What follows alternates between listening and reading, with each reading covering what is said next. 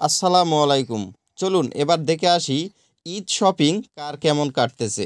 কার budget ৫,০০০ আর কার budget ৫০,০০০। চলুন দেখি তাহলে।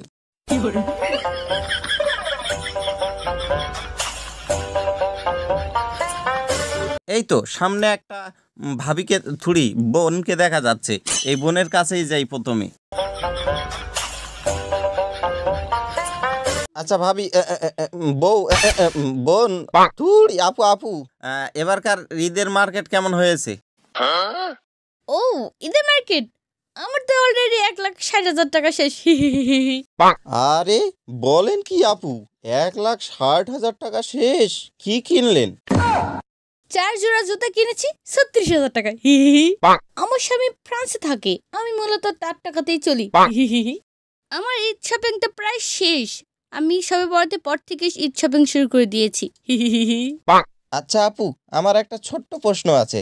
আপনি যেহেতু ১,৬০,০০০ মার্কেট করেছেন, তাহলে এই ১৫০ টাকা দামের হেজাব আপনার শরীরে কি করে? আপনারা পুরুষ মানুষ, আপনারা ফ্যাশন সেন্স হিসেবে আপনারা কি জানবেন? আমার এই পরনের হেজাবটা প্রায় ১.৫ লাখ টাকা। যা বেশি দামি হয় তাও তো চকচক করে না, আর যা কম দামি হয় তাই বেশি চকচক করে।